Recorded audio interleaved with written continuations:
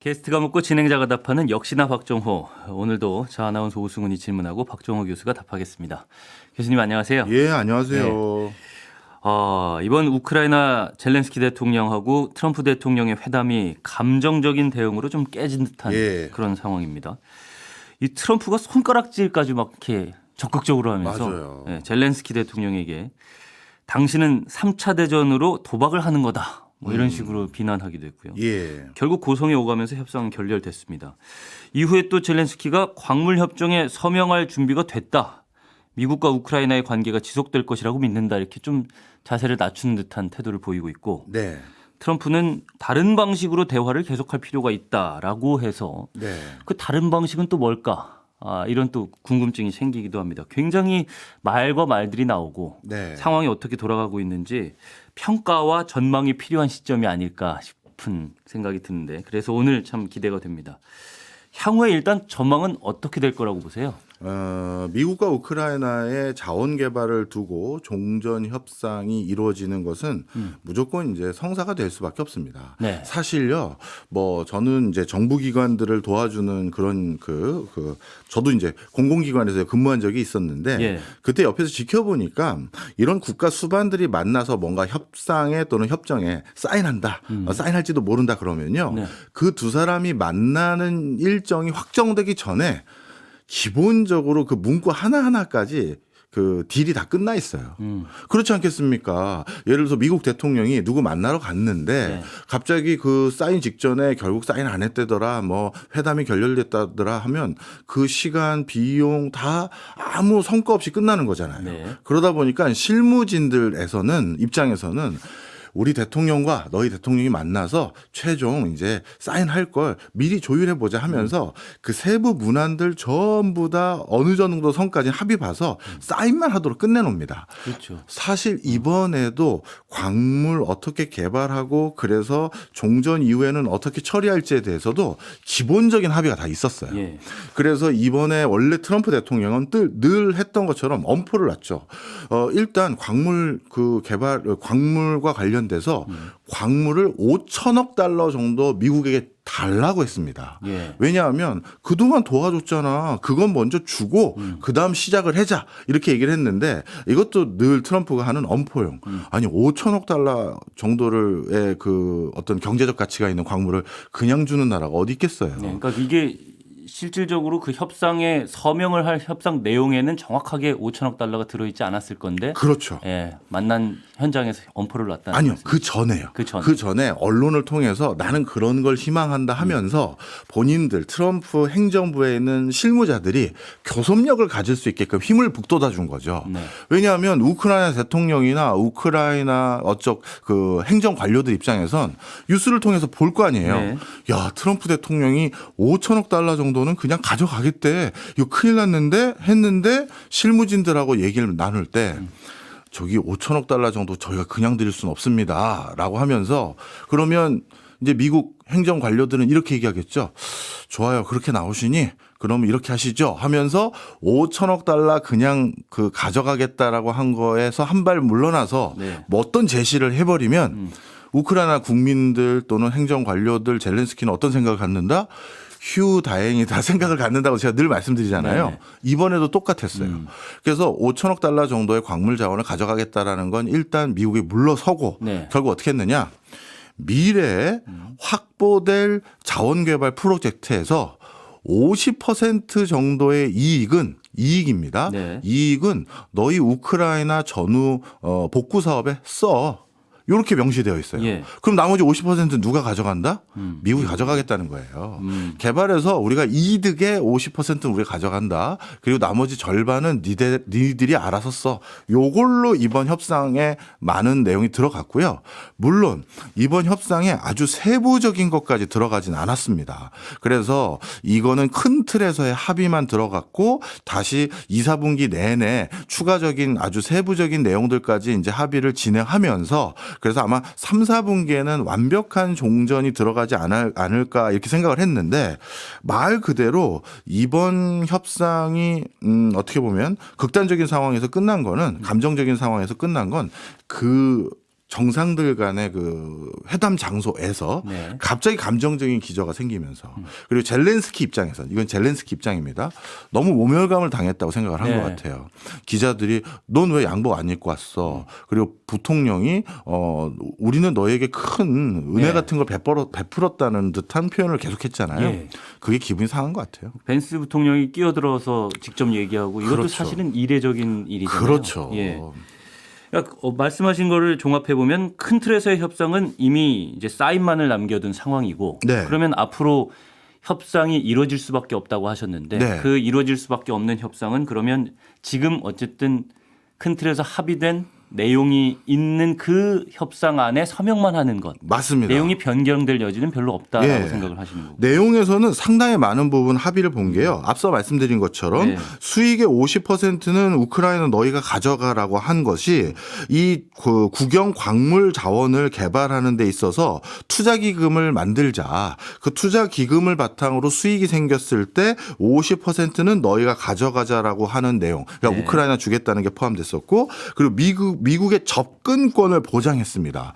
자원을 개발하려면 미국이 들어가서 어느 광물이 있고 어떤 게 있는지 시추도 해보고 탐사도 해보고 해야 되잖아요. 예. 그거에 대한 접근권을 보장을 해준 내용이 들어가 있고요. 세 번째는 어떻게 보면 이거는 명시적으로 늦진 않았지만 미국이 접근권을 가지고 자원을 개발할 수 있게 된다라는 것은 우크라이나 입장에서는 마치 미국으로부터 안보 보장을 받는 것과 같은 효과가 있는 거예요. 예. 왜냐하면 러시아와 국경을 접하고 있는 접경지대에 미국의 기업들 또는 미국의 전문가들이 와서 이렇게 대놓고 활동을 하고 있다는 건 또 그렇죠. 한 번의 전쟁이 일어날 수 있는 가능성은 많이 낮아지는 거 아니겠습니까? 그렇죠. 따라서 그런 것들을 함께 해서 마치 미군 주둔을 넣지 않더라도 그것만 가지고도 충분히 우크라이나가 걱정하는 부분에 많은 부분이 해결이 될 거였어요. 네. 그래서 내용은 확정됐고 그런데 감정선이 올라가서 잠시 뒤로 백한 건데 네.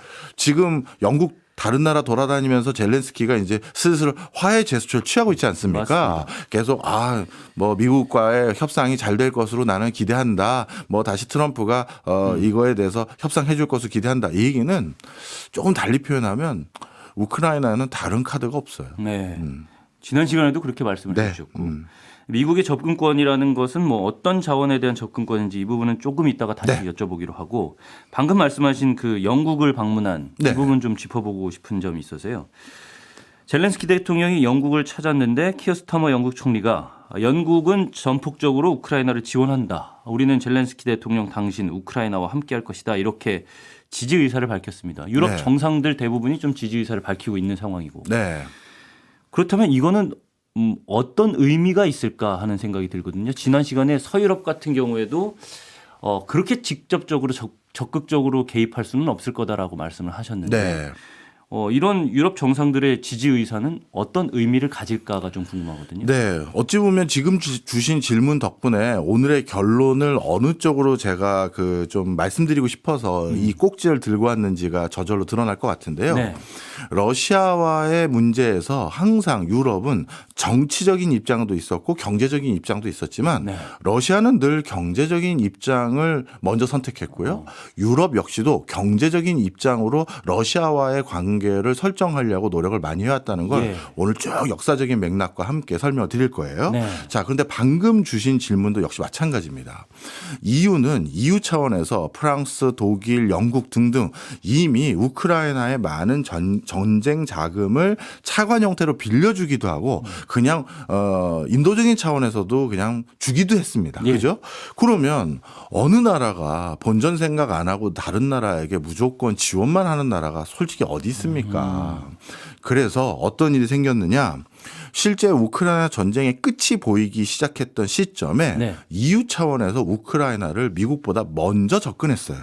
야, 우크라이나 너도 언젠가 전쟁을 끝낼 거고 그럼 끝낸 뒤에 전후 상황에 대해서 논의를 좀 해야 되지 않겠니?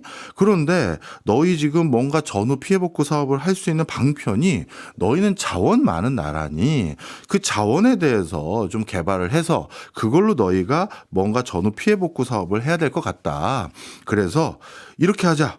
우리 EU와 우크라이나가 너희가 가지고 있는 히토류를 비롯해서 석유나 이런 것들에 대한 광물 협정을 체결하자. 미국보다 먼저 제안을 했습니다. 예. 그런데 그 당시 어떻게 했느냐. 미국도 이 사실을 알고 있었거든요. 네. 그리고 우크라이나 입장에선 미국을 빼고 EU가 이런 제안했다라고 해서 냉큼 이거 받았다가는 전쟁에서 가장 큰 도움 받고 있는 미국이 어떤 입장일지 모르잖아요. 예. 그래서 그때 어떻게 했다? 미국이 배제된 이런 독자적인 협상에 대해서 우크라이나도 주저했고요. 그렇다고 EU랑 안 하겠다는 건 아니지만 미국이 빠진 건 우리도 좀 부담된다. 그리고 미국이 적극적으로 그때 EU에게 불만을 토로했습니다. 야, 니들 왜 나를 빼고 이런 논의를 하는 거야? 이건 아니지 하고 이미 바이든 때부터 이런 논의가 있을 때 네. 여기에 지적을 했어요. 그런데 이제 와서 트럼프는 어떻게 한다? 오히려 EU를 빼고 그렇죠. EU를 빼고 이 우크라이나가 전쟁이 끝나고 나서 우크라이나 지역에 있는 광물 자원뿐만 아니라 이제 러시아가 일부 땅을 가져갈 거잖아요. 그럼 러시아가 일부 땅을 가져갈 그 예전에 우크라이나 땅이었던 예. 그 지역의 광물 자원 개발마저도 미국과 러시아가 같이 하겠다는 거예요. 그러니 이제 EU 입장에선 이건 아니지라는 생각이 또 드는 거죠. 네. 우리도 우크라이나 지원 나름대로 우리 살림에 많이 했는데 이걸 어떻게 러시아와 개발을 할 생각을 하며 우리 EU하고는 논의도 안 하는 거냐. 당연히 이런 맥락 속에서 영국을 비롯해서 이번에 마크롱도 백악관 찾아갔잖아요. 예. 그리고 악수 두 사람은 늘 그 손악수 그 손 힘 꽉 주는 악수하는 걸로 유명한데 똑같이 또 한 10분 동안 잡고 있으면서 힘줬더라고요. 그래서 이런 걸 통해서 EU 입장에선 우리 배제하는 거 절대 용납 안 한다. 우린 그럼 우크라이나 지원할 거다. 이런 거 보여준 거예요. 그런데 이 상황에서 미국이 그렇다고 EU를 협상 테이블에 다시 올려놓겠다라고 선언을 할 수는 없을 거고. 맞습니다. 예. 그러면 EU 입장에서는 우크라이나랑 별도의 협상을 또 타결하려고 노력을 할까요? 아니면 협상 테이블에 나도 끼워줘를 계속 요구를 할까요? 지금 영국이 지원하는 거, 프랑스 마크롱이 미국을 찾아간 것들 모두는 네. 나도 끼워줘의 입장인 것이지 사실 미국을 빼고 EU와 우크라이나만 뭘 하자 이런 거는 사실 원천적으로 불가능합니다. 원천적으로 불가능합니다. 그건 왜 그렇죠? 국제사회에선 철저히 힘의 원리에 의해서 모든 게 결정돼요. 그런데 지금까지 우크라이나 전쟁이 여기까지 온 유일한 이유는 네. 미국의 지원 덕분입니다. 그건 다 아는 사실이에요. 네. 그리고 미국이 인정하지 않으면서 종전 협상이 이루어진다? 이거는 있을 수 없는 일이고요. 따라서 이거는 그냥 EU 입장에서는 우리를 배제는 하지 말아달라는 제스처일 뿐입니다. 네. 그러면 어쨌든 EU도 우크라이나도 약자에 속하는구나라는 생각이 지금 맞습니다. 드는데 네. EU가 또 어떻게 앞으로 입장을 해결해 나갈지 이 부분도 좀 주목을 해보도록 하고 이제 또 오늘의 주제로 다시 넘어가 보도록 하겠습니다. 러시아의 입장이에요. 네. 협상 결렬에 대해서 환영의 뜻을 또 노골적으로 밝히기도 했는데 러시아의 입장은 어떤 겁니까? 지금 쾌재를 부르고 있는 건 러시아가 아닐까 싶습니다. 그 이유가 여러 가지가 있는데요. 일단 트럼프 대통령은 종전을 빨리 마무리 짓기 위해서 이해관계가 복잡한 유럽의 많은 국가들도 배제해줬고 그리고 우크라이나마저도 협상 테이블상에서 배제를 해줬고 야 러시아 너랑 미국 나 우리 둘만 합의 보면 이거 끝나. 그러면 합의가 빨리 이루어질 가능성이 많겠죠. 그리고 그렇게 러시아에게 훨씬 더 힘을 실어줬을 뿐만 아니라 립 서비스 차원에서 러시아에 대해서 훨씬 더 우호적인 발언을 굉장히 강한 수준으로 했어요. 근데 그 립 서비스만 한 게 아니라 실제 어느 정도로 러시아에게 힘을 북돋아 줬냐 하면 좀 전에 말씀드린 이번에 러시아가 우크라이나에서 자신들이 점유해서 가져갈 것으로 보여지는 루간스크 인민공화국이나 도네츠크 인민공화국은 자원이 많은 대표적인 지역입니다. 그런데 이쪽 지역에 대해서 개발을 해야 될 이유가 러시아도 많아요. 왜냐하면 러시아 장병들 중에서 군대에 자원 입대하면 진짜 아파트 살 수 있는 정도의 보상금을 러시아 정부가 약속했단 말이에요. 그래서 러시아에서는 우픈 사실이 있었는데 가족들이 네. 남편에게 아니면 아들에게 너 군대 갈 생각 혹시 없니? 뭐 이런 걸 물어볼 정도로 파격적인 인센티브를 약속했거든요. 그렇다고 하던가요? 예. 그럼 그거 돈 줘야 될 거 아니에요. 네.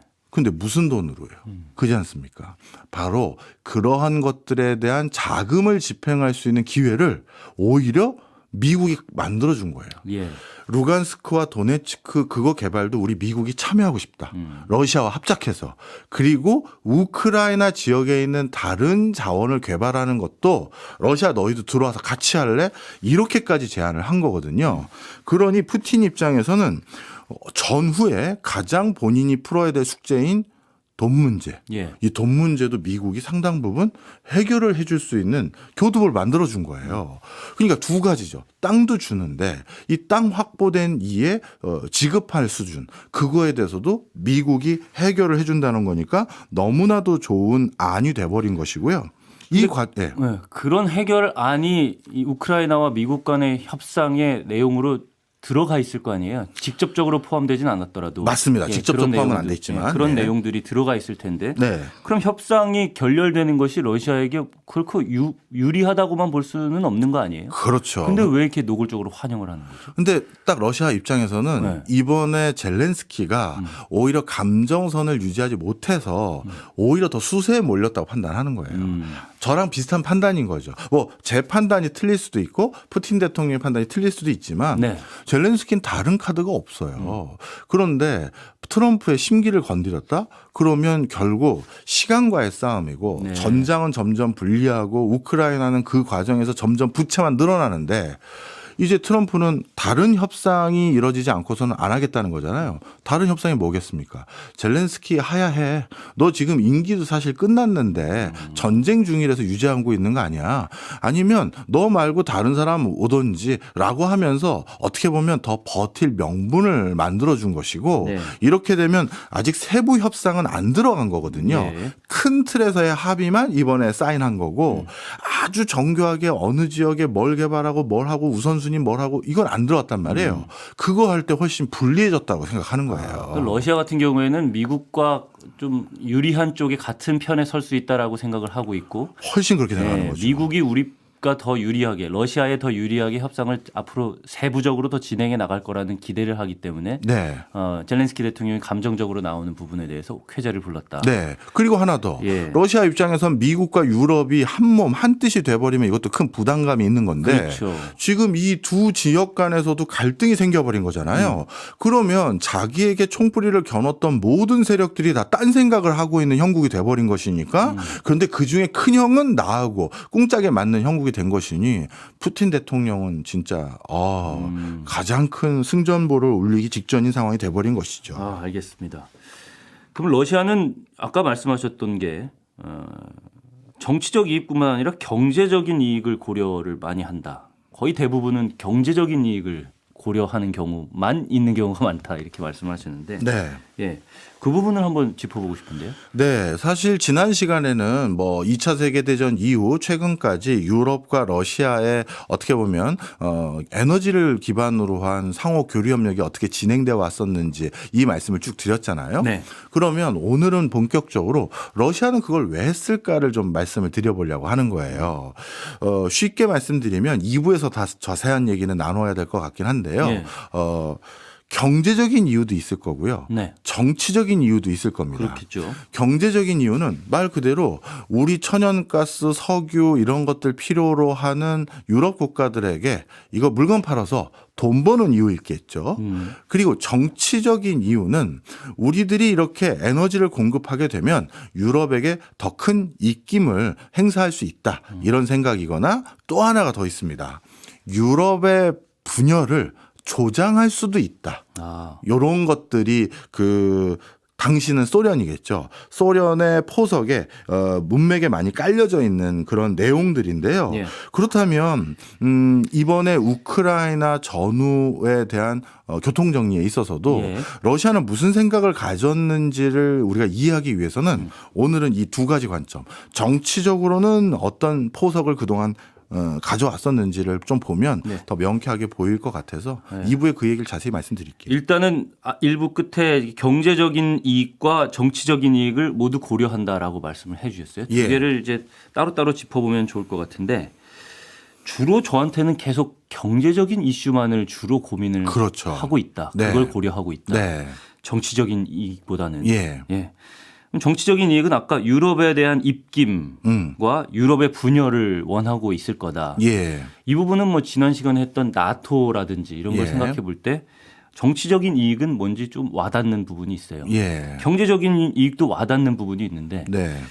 경제적인 이슈만을 주로 고려한다라는 부분에 있어서 네. 사실 정치적인 이익도 굉장히 큰 부분 아닌가? 예. 근데 왜 경제적인 이익을 고려한다는 그 말씀은 어떤 말씀일까 네. 궁금하거든요. 지난 시간에 1시간 동안 이제 말씀을 드렸는데 워낙 이게 좀 긴 시계열적인 변화를 말씀드리다 보니까 좀 부족했어요. 네. 그래서 오늘 추가로 더 말씀드리는 게 있는데 네. 지난 편도 궁금하신 분은 보시면 되는 거니까 오늘은 지난번에 안 얘기해드렸던 걸 말씀을 주로 드리면 네.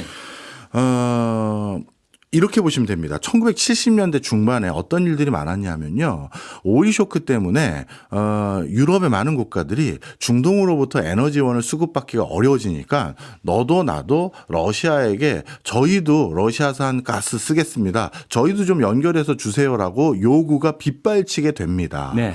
그때 러시아, 그 당시 소련이죠. 소련은 유럽의 여러 국가들에게 파이프라인 구축해서 에너지원을 제공해 주기로 결정하는데요. 네. 근데 문제가 생겼습니다. 어떤 문제가 생겼느냐.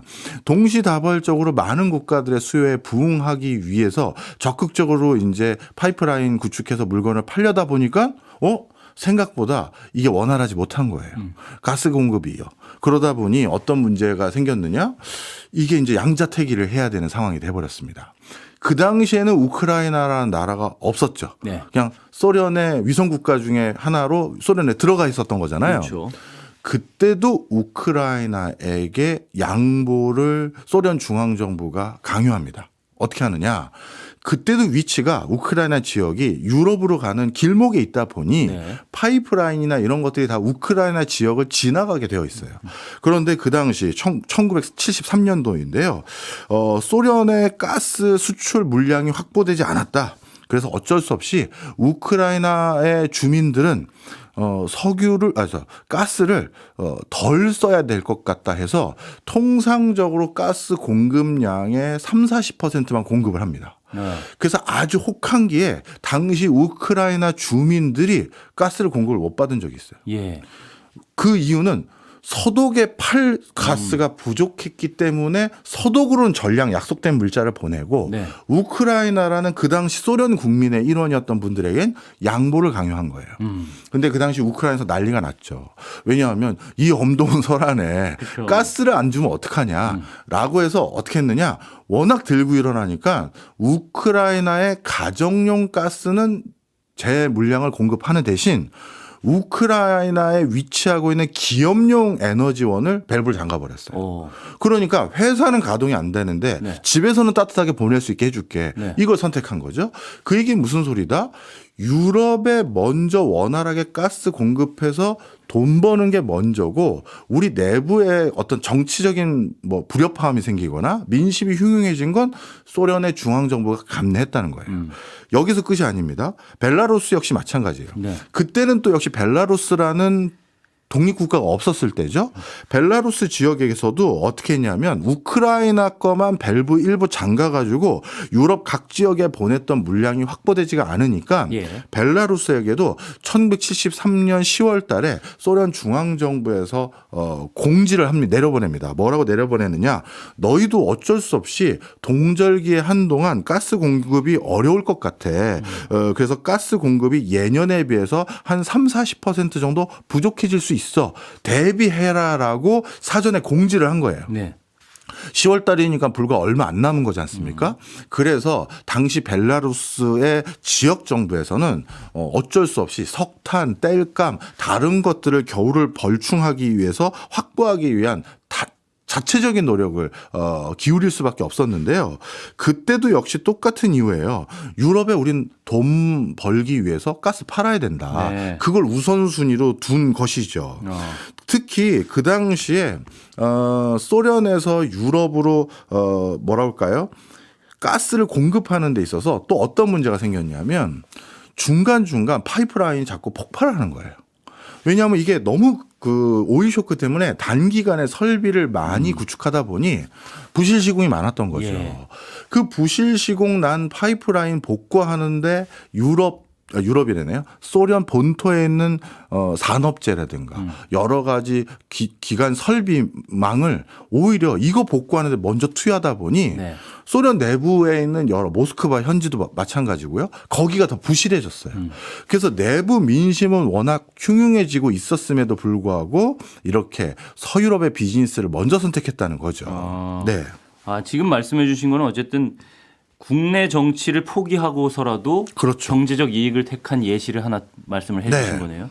그러니까 언제나 러시아는 경제적 이익을 우선으로 생각을 해서 결정을 해왔다. 예. 이런 예시고요. 예. 예. 그럼 이제 소련에서 독립을 한 이후에 예. 이후에는 어땠어요? 이후의 대표적인 모습을 볼 수 있었던 시점이 2006년 우크라이나 사태 때입니다. 네. 정확히 말씀드리면 그 당시 오렌지 혁명이라는 게 2004년부터 2006년 우크라이나에서 전개가 됐는데요. 그때 우크라이나가 어떤 상황이냐면 네. 오렌지 혁명 등을 통해서 친서방 정권이 우크라이나에 들어서게 됩니다. 그러다 보니 러시아 입장에서는 친서방 정권이 들어선 우크라이나와 어떤 관계 설정을 해야 되는지가 굉장히 고심에 쌓이게 됐거든요. 네. 그때 러시아가 들고 나왔던 카드 역시도 뭐였냐면 우크라이나와 정치적으로 이 친서방 정권과 어떤 불협화음을 만들어서 가스 밸브를 더 잠가버리고 니네 이렇게 친서방 정부가 들어서면 너희 이제 에너지 공급 못 받아 이걸 선택한 게 아니에요. 어떤 걸 선택했느냐. 예. 그 당시 오히려 가스는 제대로 공급했고 친서방 정부가 들어선 거에 대해서도 직접적인 제재를 안 가했습니다. 오히려 그 친서방 정부하고 뭘 얘기했냐면 너희도 그럼 우리 러시아가 너희를 지나서 유럽에 가스 공급해 주는 것은 이견이 없는 거지 그걸 물어봤어요. 그러니까 친서방 정부가 들어선 나라하고도 거래에 대해서 먼저 지속 가능성을 물어본 것이지 거래를 그만두겠다라든가 이런 걸 엎어놓은 게 아니거든요. 그런데 어떤 문제가 생겼느냐. 우크라이나가 친서방 정부가 들어서는 그 정치적 소요 과정에서 갑자기 가스 대금을 지급하지 못하는 상황이 생겨버립니다. 그냥 쉽게 얘기해서 돈 못 내는 상황이 돼버린 거예요. 네. 그랬더니만 어떤 일이 생겼느냐. 우크라이나의 국영 가스기업하고 러시아의 가스기업 간에 대금 정산 문제가 생겨버리니까 바로 이때 러시아가 밸브를 잠 거예요. 딱 3일 동안.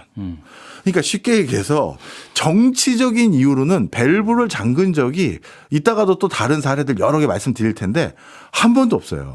그러니까 지정학적으로 불리해지는 입지에 있더라도 경제적 이익은 포기 못하고 그렇죠. 오히려 네. 정치적으로 불리해지는 이 나라가 주변 나라들이 다 서방의 우호적인 나라들로 배치가 되면 고립되는 형태가 될 텐데 그런 네. 것들을 감내하고서라도 경제적 이익은 포기하지 않았다. 맞아요. 이 말씀이시죠? 그래서 친서방 정부가 들어섰는데도 밸브를 잠그지 않았는데 실제 밸브를 잠갔던 유일한 시점이 3일 지급 결제 안 됐다고. 네. 그때는 바로 잠가버렸어요. 네. 그랬더니 어떻게 됐느냐.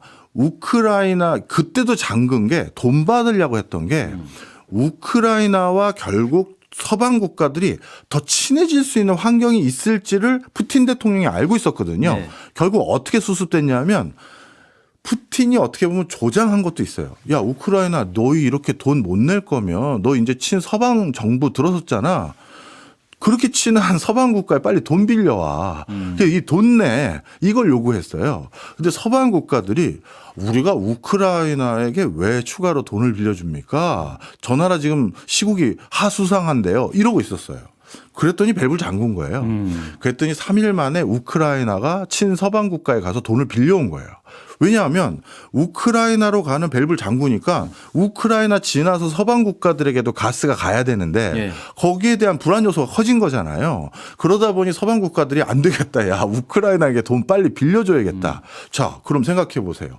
우크라이나는 서방 국가에게 돈까지 빌린 상황이 돼요. 그럼 앞으로 누구 눈치를 더 볼 것이며 정치적으로 어느 행보를 더 걸어가겠어요? 예. 친서방 행보를 더 걸어가는 거예요. 그럼에도 불구하고 그걸 뻔히 알 수 있는 푸틴 입장에선 예. 오히려 우크라이나를 자기 수족처럼 부리고 우크라이나에게 더 큰 입김을 행사하려면 야, 우크라이나 너 3일 나한테 돈 못 갚은 거 있다. 내가 그럼에도 불구하고 너 가스 공급할 거야. 너 이제 누구 말 들어야겠어. 나 채권자인데. 그걸 선택해야 되는 거잖아요. 그런데 그게 아니라는 거예요. 근데 말씀 들어보면은 서방 국가라고 말씀하신 그 유럽 국가들은 네. 가스 의존도를 계속해서 러시아에서 높여왔잖아요. 네. 그런 이유 중에 하나가 어쨌든 러시아는 지정학적으로 정치적으로 많이 고려를 하지 않고 돈만 주면 우리가 어쨌든 석유는 안정적으로 공급받을 수 있어라는 인식 그런 것들이 오랫동안 쌓이다 보니까 더 의존해도 되겠는데 이렇게 된 이유도 있을 것 같다는 생각이 드는데 맞습니까? 네. 실질적으로 유럽도 결국은 안 것 같아요. 자, 설명을 좀 드릴게요. 정치적으로는 이게 아니 어떻게 적대적인 관계인데 가장 중요한 어떻게 보면 산업의 쌀, 생활의 쌀이라고 할 수 있는 에너지를 적성 국가에게 의존하지 이렇게 생각할 수 있지 않습니까? 예. 근데 지금까지를 다 돌이켜 보면 2차 세계대전 이후부터 최근 러우 전쟁 직전까지 러시아가 소련 포함해서요. 네. 유럽으로 가는 밸브 잠갔을 적은 딱 아까 우크라이나가 대금 결제 안 해준 3일이 유일해요. 네. 그 사이에 수많은 정치적 이슈가 있었어요. 그런데 한 번도 밸브를 안 잠갔어요. 그 이유는 유럽도 그 판단을 결국 했고 그게 옳았다고 볼 수도 있겠죠. 그렇죠. 쟤네 절대 우리한테 밸브 못 잔 거예요. 왜? 이렇게 생각한 것 같아요. 지금은 유럽 지역의 많은 전략 연구소들이 예전에 국가에 어떻게 보면 용역을 했건 국가와 같이 연구했던 그 페이퍼들이 시간이 지나면 오픈이 되잖아요. 네. 그 오픈됐었을 때 도대체 어떤 맥락에서 이런 의사결정을 했는지 그 내용이 있을 거 아니겠습니까? 예. 그걸 수집한 연구 결과들을 보니까요. 이렇게 생각했더라고요. 유럽의 한 나라 한 나라가 점점 더 러시아의 천연가스를 비롯한 에너지원에 의존하는 구조가 돼버리면 러시아의 여러 고질적인 재정 압박 러시아의 국채 문제 네. 그걸 해결하기 위한 거의 유일한 대안이 유럽의 에너지 수출하는 것 말고는 러시아가 대안을 찾기가 점점 어려워질 것으로 보여진다. 그렇다면 쟤네가 우리한테 밸브를 어떻게 잠그겠니? 예. 그러니 유럽의 더 많은 국가들이요. 러시아의 천연가스를 우리 더 많이 씁시다.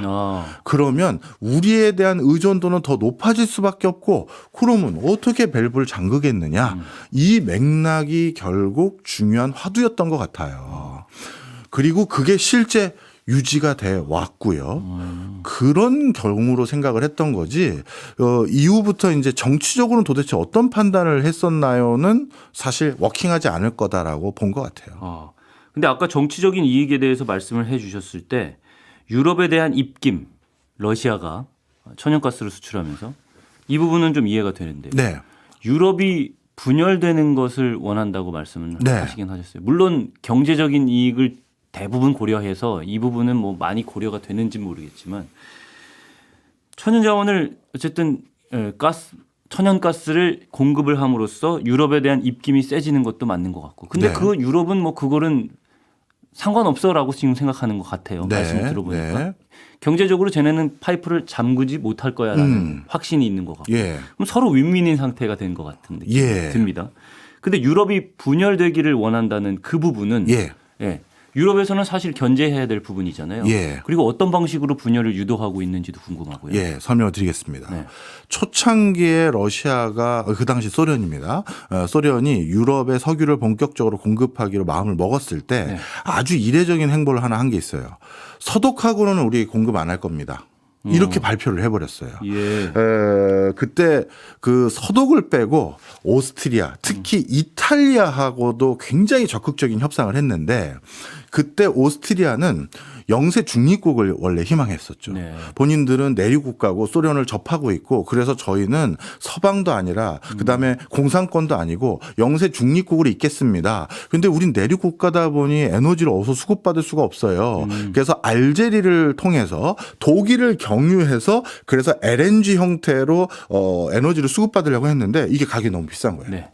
그다음에 이탈리아를 경유하고 이쪽으로 해서 좀 뭔가 받으려고 했는데 이것도 쉽지가 않고요. 지금 당장 에너지가 필요한데 무슨 파이프를 깔고 뭘 어떻게 하고 복잡한 거죠.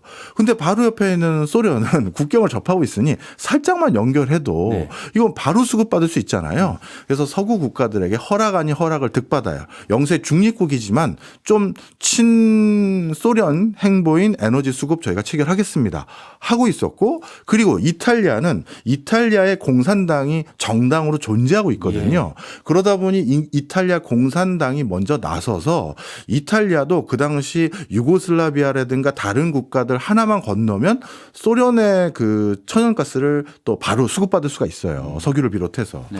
그러니까 우리도 소련으로부터 에너지를 받겠다 이런 행보를 하면서 그럼 폴란드도 우리도 하겠습니다. 그리고 핀란드도 우리도 해보겠습니다 하면서 점점 늘고 있었는데 네. 그 과정에서 많은 국가와 소련이 협상을 하고 있는 과정에서 서독도 사실 입질이 좀 왔는데 서독하고는 안 해. 이렇게 한 거예요.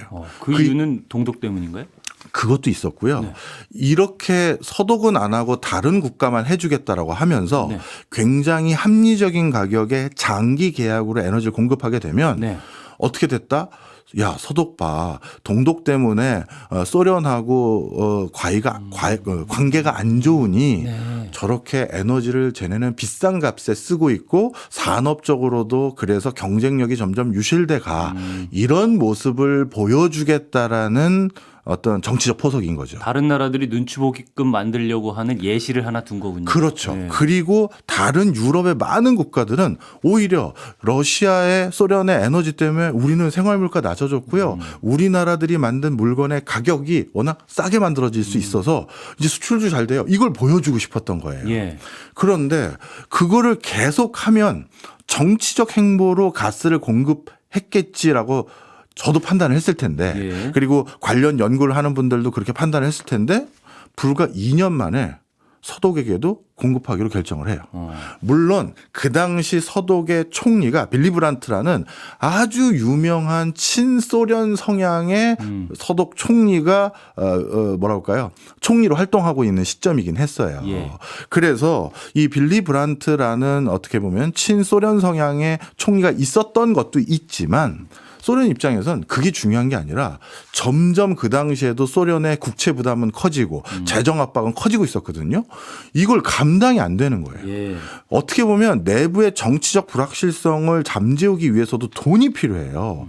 만약에 러시아가 이번에 우크라이나 전쟁에서 참전하면 돈 많이 주겠습니다라고 안 했을 때 러시아 국민들이 참전했을까요? 예. 그 돈을 유럽으로부터 벌어와야 되는 구조가 더 고착화돼 버리기 시작한 거죠. 알겠습니다. 자, 그리고 하나만 더 말씀드릴게요. 네. 그러면 그 중간에 정치적인 이슈들이 많이 제기는 됐을 거 아니겠습니까? 예. 제기는 됐는데 그게 한 10년, 20년 길게 보면 30년 지났는데 유럽의 분열을 위해서 우리가 유럽에 에너지 공급하는 겁니다. 이게 러시아 내부 문서에는 계속 남아 있어요. 기대 효과 이런 거 기한 올릴 때 써야 되잖아요. 그 쓸 때 우리 러시아가 이렇게 유럽에 에너지 공급하면 저들은 오합 지도질이 되고 분열됩니다. 이렇게 써 있지만 실제 전문가들이 분석한 전략 보고서들이나 연구 결과를 보면요. 네. 유럽 여러 국가들은 러시아산 에너지를 쓰게 된 뒤부터 더 공고하게 연대하고 결집했어요. 이유 뭔지 아세요? 파이프라인을 유럽의 옆에 있는 국가들을 거쳐와야 되잖아요. 네. 그러니 우크라이나와 나는 각각 다른 나라고 우린 딴살림하는 나라잖아가 아니라 우크라이나 지나서 뭐 헝가리 지나서 어디 지나서 이렇게 배송을 받아야 되는데 그럼 그 나라하고 계속 관계를 우호적으로 구축해야 될 이유가 생겨버렸잖아요. 예. 그러니 에너지만 가지고는 야, 저 헝가리, 뭐 우크라이나 또는 벨라루스 이들 국가와 우리가 척졌다가 걔네가 밸브 잠그거나 가격 협상에 뭐 이상한 딴소리 할 수 있잖아. 그러니 우리도 쟤네들에게 다른 볼모를 가지고 있자. 그래서 우크라이나산 곡물 저희가 대거 수입해 드릴게요. 곡물을 대거 많이 수입을 한다든가 아니면 벨라루스에서 뭐 저기 노동자들 이쪽으로도 많이 넘어와서 일하세요. 이걸 해준 거예요. 그럼 서로 얽히고 설키게 되는 거잖아요. 그렇죠. 그러다 보니 어쩐 일이 생겼냐면 이 러시아의 에너지원을 같이 수급받는 벨트에 있는 국가들 간의 교역 규모가 다른 국가에 비해서 더 많이 늘어나는 거예요. 그러니 더 연대가 생겨버린 거죠. 네.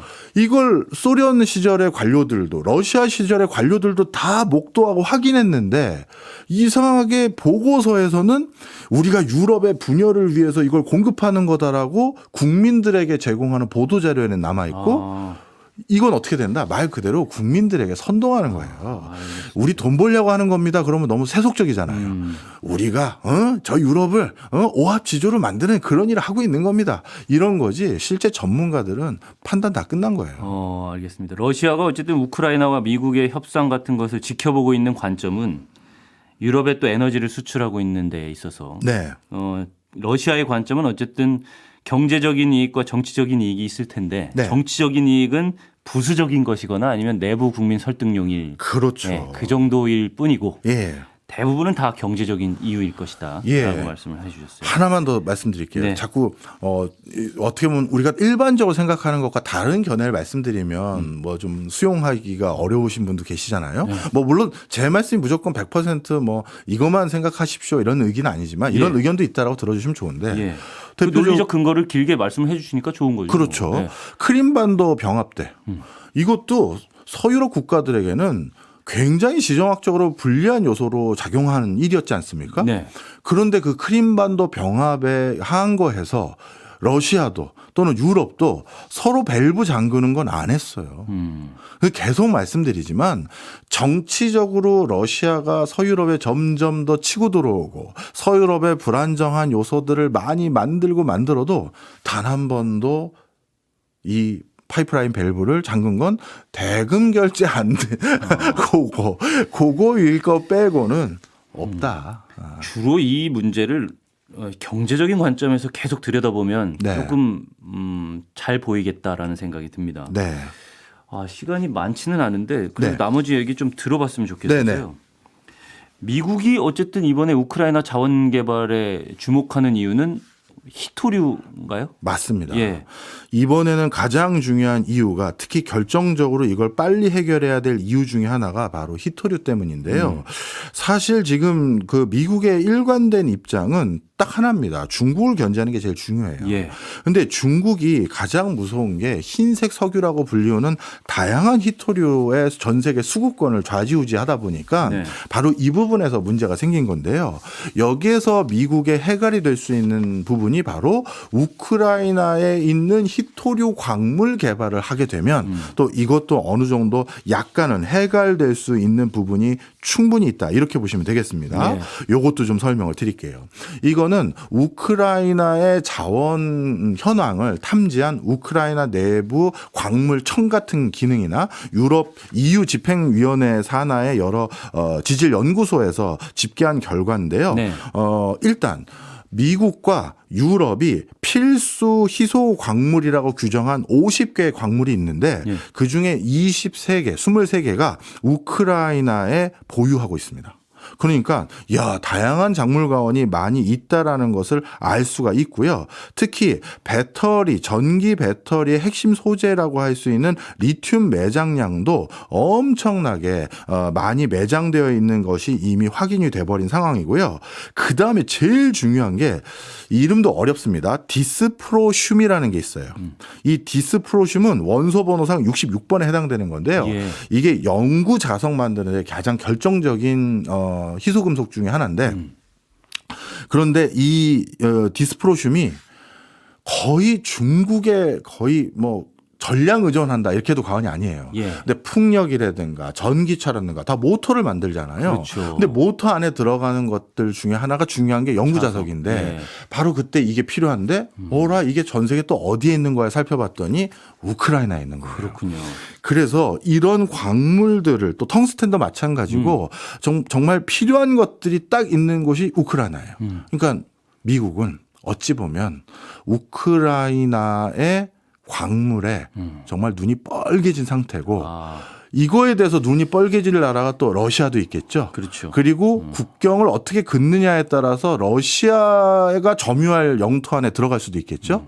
그래서 러시아하고 미국이 그냥 이 얼마나 가격이 더 급등할지 모를 이 광물들에 대해서 너랑 나랑 나누자. 아, 이번에도 결국 경제적인 이유로 결정이 많은 것들이 되지 않을까. 저는 그렇게 생각합니다. 미국은 경제적인 이유에 원하는 자원 개발, 그리고 러시아는 경제적인 관점에서만 계속 이거를 지켜보고 있을 거다라는 분석을 해주셨고, 우크라이나는 카드가 없고 네. 이런 상황에서 마지막으로 짧게 시간은 얼마 안 남았는데 우크라이나 전쟁 종료 협상은 언제쯤 이 종료가 될까?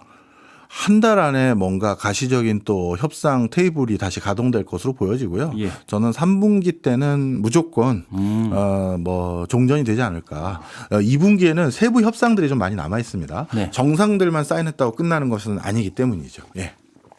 1분기가 이제 끝났죠, 뭐. 네, 예. 들어가고 끝나가고 있으니까. 예. 네. 3월이니까 끝난 거죠. 3분기라고 말씀을 하셨습니다. 3분기. 저번에도 한번 이렇게 지켜보겠다고 한 게 네. 네. 그것도 관점이에요. 우리 네. 관전 포인트 지켜보겠습니다. 네. 아니, 부담을 주고 그러세요. 3분기에 다시 한번 확인해 보도록 하고 아이, 큰일 났네. 지금까지 저는 오승훈이었고요. 다음 주에 다시 찾아오겠습니다. 고맙습니다. 감사합니다.